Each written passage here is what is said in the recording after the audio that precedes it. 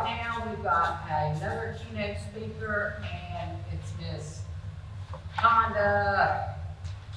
I pronounce her name wrong every time. Coutu? Is that right? Yes. Okay.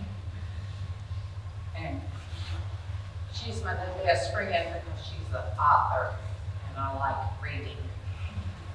So she's going to tell us about her book.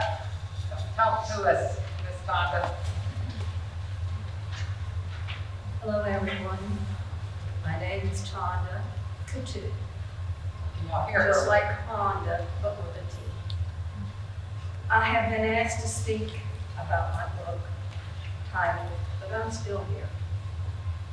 With this book, I hope to pay it forward to all those who suffer in pain, frustration, and desperation. This is my story, my journey to find an answer to the pain and suffering I have endured for 32 years. I was fairly healthy most of my early years until 1992. The pain and illness I experienced for years made no sense to me at all, and my doctors could not give me an answer. I went from doctor to doctor. I was given test after test, procedure after procedure, multiple surgeries with no relief or answers. Most doctors did not hear what I had to say or care. They only wanted to prescribe more medications. After 17 years of dealing with my pain and frustration, I was finally diagnosed with multiple sclerosis. No cure, but at least it had a name. And I wasn't crazy. 2 years later, I developed trigeminal neuralgia. And for those of you who do not know what it is, it's the major nerves in your face. All three of mine are affected, and it is called the suicide disease.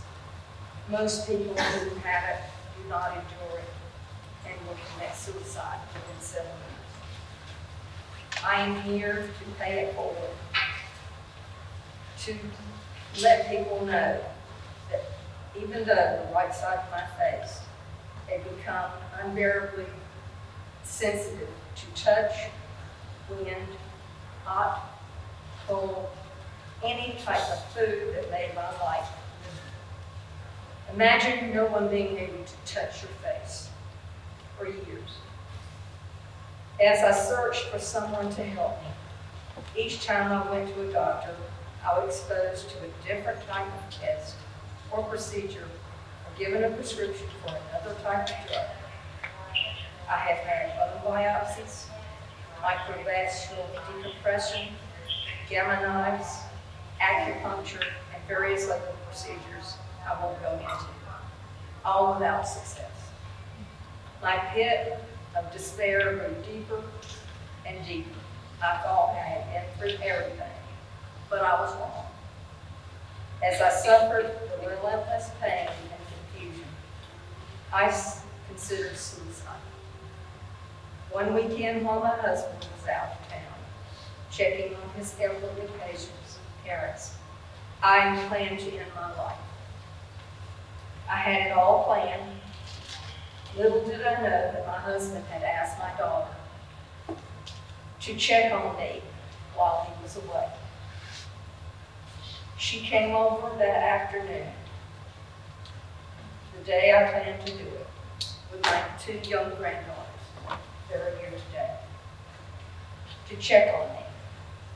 While there, one of my granddaughters asked me if I was going to die. I could not lie to her, and it was a gut punch to realize what I had intended to do that very afternoon. Fortunately, the conversation changed, and my plans changed. I said, I can do this. I'll end it. My husband won't know. And I'll leave this planet. But with that, I looked in my grandchildren's faces and realized the trauma that I would leave behind. I could not do that to my family. As much as I loved them, it was torn between committing suicide or leaving them in agony. I decided to fight. I knew I was in a very deep, desperate place, and I had to go on. I had lost everything. I had sunk to the bottom. My husband was my rock and helped me. The ER doctors ran test after test to check me over, but could not find anything out of the ordinary, as usual.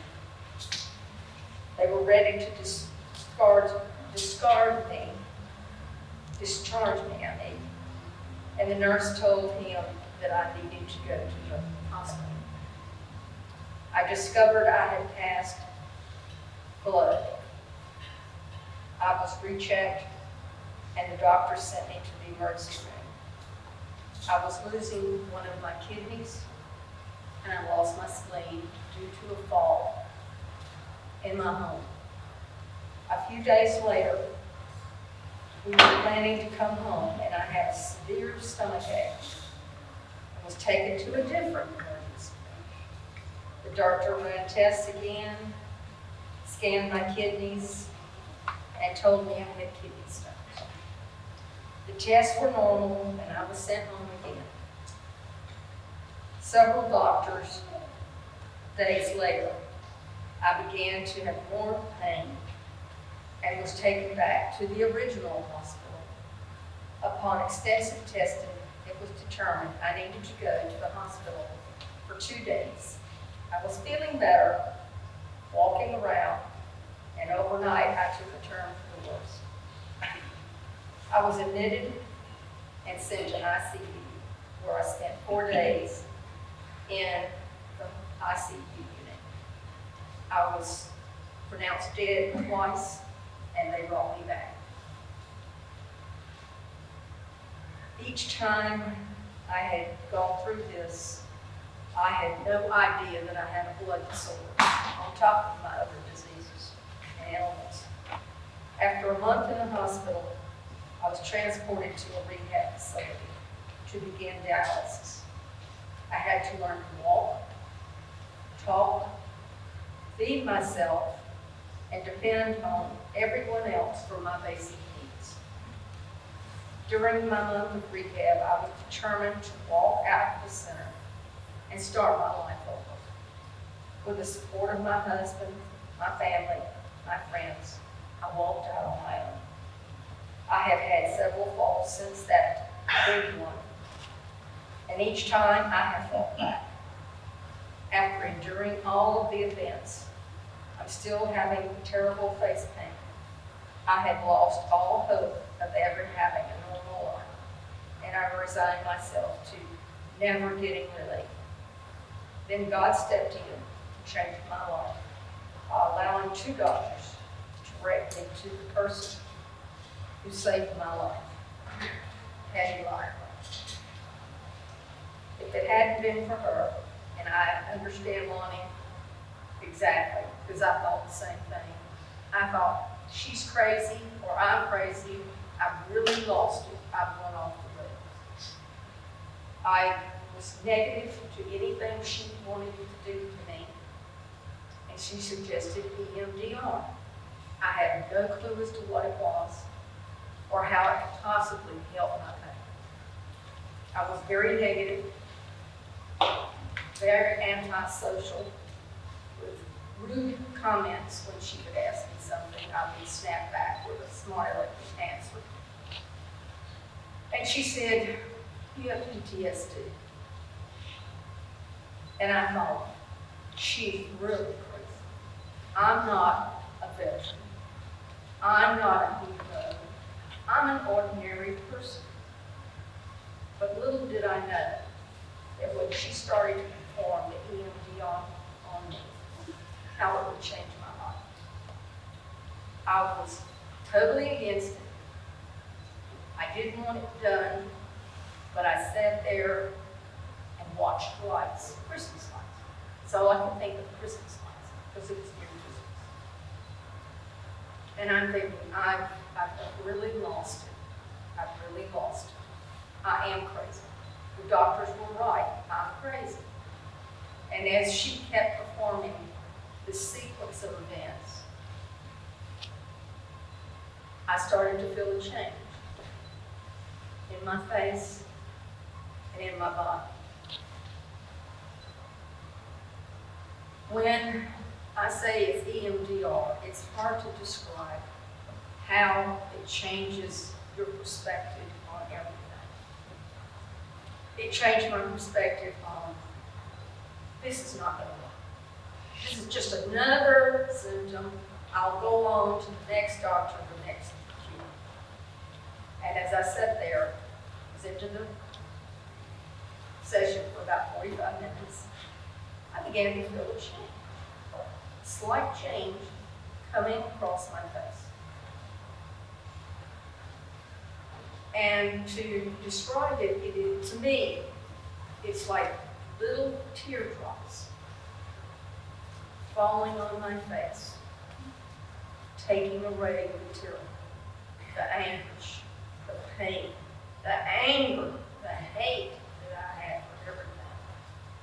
It was slowly ebbing away.